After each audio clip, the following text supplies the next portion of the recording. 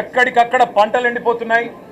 రైతులు ఇప్పటికే 480 పైచిలకు మంది రైతులు ఆత్మహత్య చేసుకున్నారు. వాళ్లకు కనీసం ఒక్క మాట, వాళ్లకు సాంత్వన చేకూర్చే మాట, వాళ్లకు ఉపశమనాన్ని ఇచ్చే మాట, వాళ్లకు భరోసానిచ్చే ఒక్క మాటనన్న గవర్నర్ నోటెంబడి వస్తుందేమో.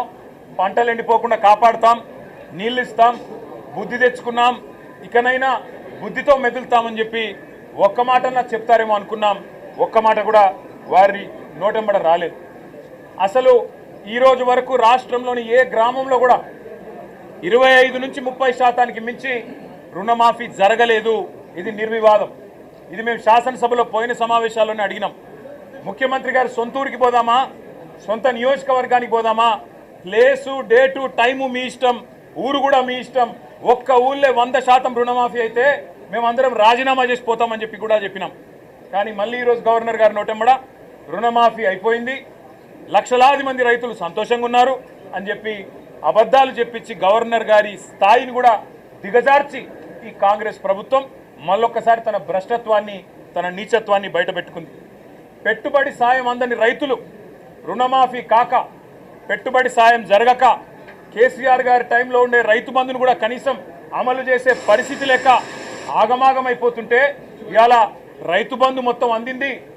అది మాత్రమే కాకుండా రైతు కూలీలకు కూడా సాయం చేస్తున్నామని చెప్పి గవర్నర్ గారి నోటెంబడ ఇవాళ అబద్ధాలు చెప్పించడం అంటే గవర్నర్ గారికి కూడా అవమానం. ఇది వారు కూడా గుర్తించాలని చెప్పి కూడా మేము కోరుతా ఉన్నాం. సాగునీటి సంక్షోభం రోజు రోజుకు తీవ్రమవుతా ఉంది. కేవలం కేసీఆర్ గారి మీద గుడ్డి ద్వేషంతో, మా పార్టీ మీద గుడ్డి కోపంతో అక్కడ మేడిగడ్డను రిపేర్ చేయకుండా 15 నెలలు ఎండబెట్టడం వల్ల ఇవాళ మొత్తం గోదావరి పరివాహక ప్రాంతంలో ఎండిపోతున్న ప్రతి ఎకరా పంటకు బాధ్యత తీసుకోవాల్సింది రేవంత్ రెడ్డి అనే ఈ ముఖ్యమంత్రి.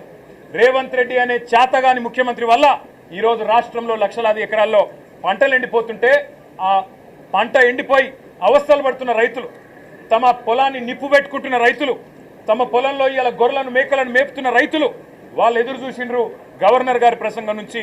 ఒక్క మాటన్న వస్తుందేమో, మేము పంటలను ఎండిపోకుండా కాపాడుతాం, మేమున్నాం, ఈ ప్రభుత్వం భరోసా ఇస్తున్నది, మీకు రిపేర్ చేస్తాం మేడిగడ్డను, ఇన్ని రోజులు కేసీఆర్ గారి మీద గుడ్డి కోపంతో తప్పు చేసినాం అని ప్రాయశ్చిత్తం చేసుకుంటారు అనుకున్నాం. ఆ సోయి కూడా ఈ ప్రభుత్వానికి లేదు.